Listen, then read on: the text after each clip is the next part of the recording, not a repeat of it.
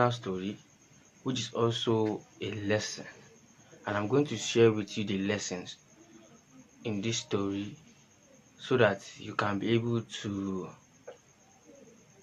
benefit from this, because this is a mistake that people are still making in 2025, which is not something that is supposed to be.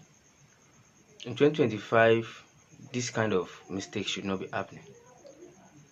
And from my own personal experience, it might not seem too big, but what if it is bigger than that? And some people have made mistakes that is even bigger than that. Now, this is the story of how I lost 4 plots of land because of not knowing and not doing what is necessary at the right time. This is the problem. In most of the things that we do in life, we always procrastinate. We tell ourselves that, okay, we'll do it tomorrow. Okay, I'll document it next week. Okay, I'll prepare my flight next time. I will go to the place. I will do the course later. We postpone, we procrastinate. But little do we know that these things actually affect on the long run. And you actually do not know who it is going to affect. On a sunny afternoon, my dad called me and said, okay, Jafar, let's go and check out a land. And when we got there, he told me he has already bought this land a while ago. I don't know exactly when, but he has bought it for a while. As I envisage it, with what I saw that day, it looked like it has been more than 10 years. A land that has been bought more than 10 years is an half of an acre. At the time, this half of an acre is actually about 4 plots of land.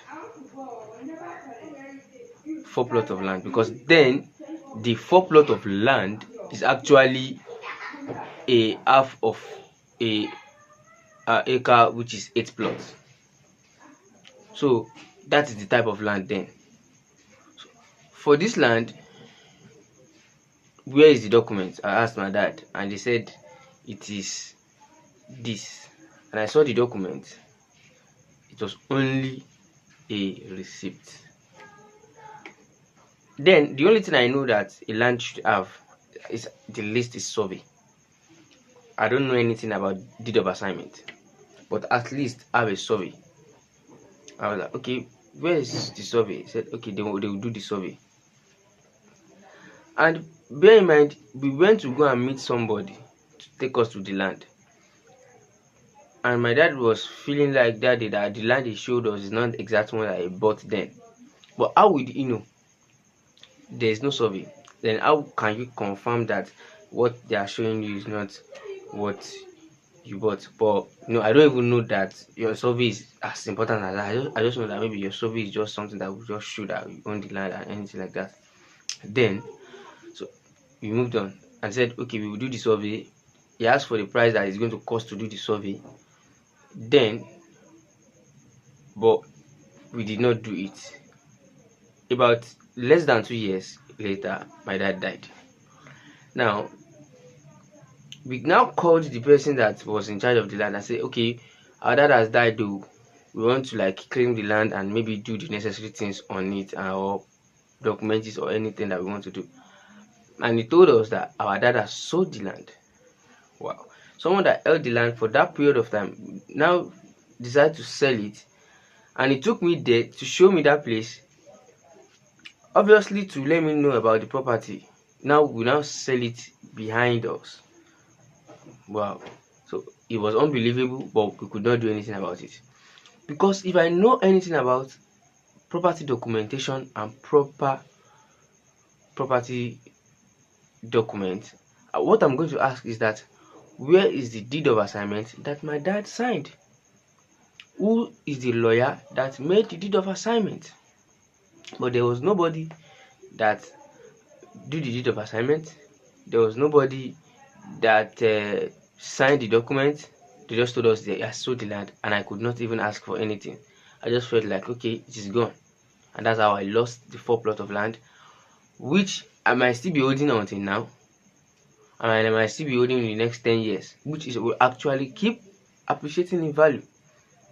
Now, mistake my dad made was not knowing better. Now, but right now, some people are actually making that mistake too, that will affect their own children and children's children. They did not document their properties very well. Someone contacted me recently and said he wants to do a C of O. C of O. I said, okay, where's your registered survey? And he said he doesn't have a registered survey. Where's your provisional survey? He doesn't have a provisional survey. What document do you have for the land? He said a receipt. Where's the deed? No deed. Receipt. It's not even land, it's a house. Okay, when he just bought the house this year, and he bought it from someone, he said he bought it from a family, and he knows them, they know him very well, they just gave him a receipt.